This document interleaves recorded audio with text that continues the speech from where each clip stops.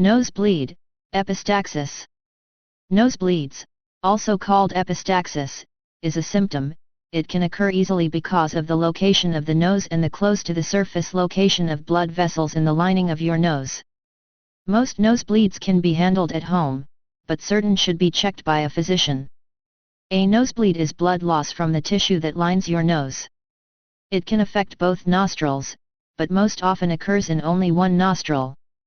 Usually, a nosebleed is not serious.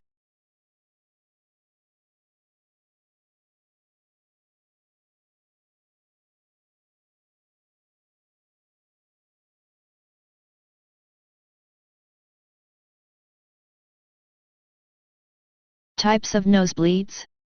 Nosebleeds are described by the site of the bleed.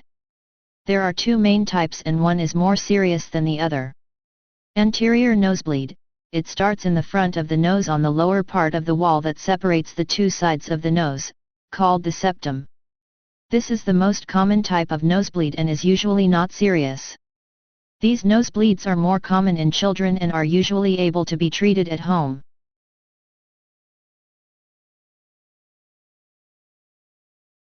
Posterior nosebleed, it occurs deep inside the nose. This nosebleed is caused by a bleed in larger blood vessels in the back part of the nose near the throat.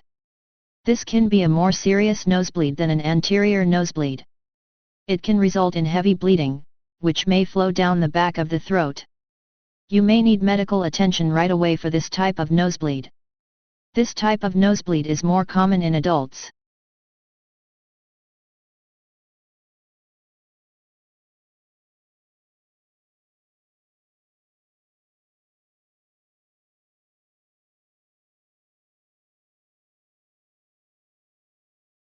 What causes nosebleeds?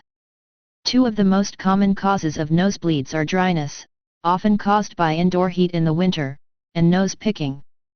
These two things work together. Nose picking occurs more often when mucus in the nose is dry and crusty. Colds also can cause nosebleeds. Less common causes include injuries, allergies, or the use of illegal drugs, such as cocaine. Children may stick small objects up their noses, and that can cause the nose to bleed.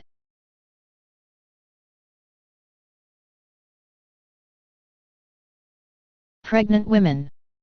Blood vessels in the nose expand while pregnant, which puts more pressure on the delicate blood vessels in the lining of the nose. People who take blood-thinning drugs, such as aspirin or warfarin. People who have blood clotting disorders, such as hemophilia or von Willebrand disease.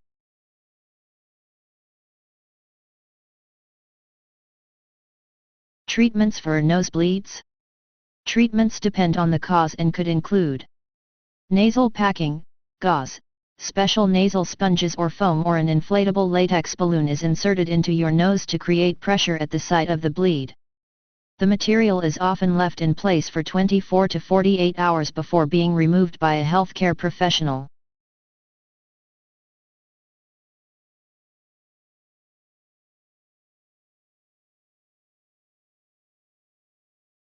Cauterization.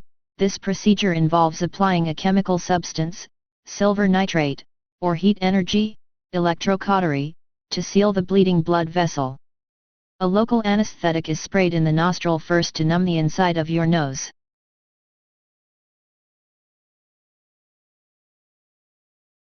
Prescriptions. Reducing or stopping the amount of blood-thinning medications can be helpful. In addition, medications for controlling blood pressure may be necessary. Tranexamic, Listidat, a medication to help blood clot, may be prescribed.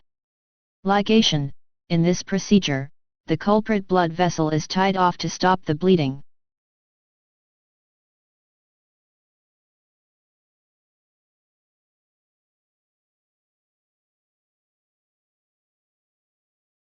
Nosebleed care.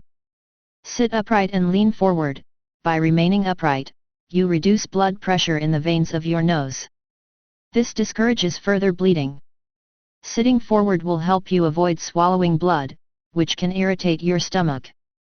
Gently blow your nose to clear your nose of blood clots. Then spray both sides of your nose with a nasal decongestant containing oxymetazoline, Afrin.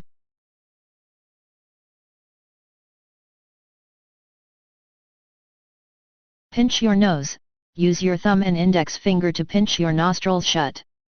Breathe through your mouth. Continue to pinch for 10 to 15 minutes. Pinching sends pressure to the bleeding point on the nasal septum and often stops the flow of blood.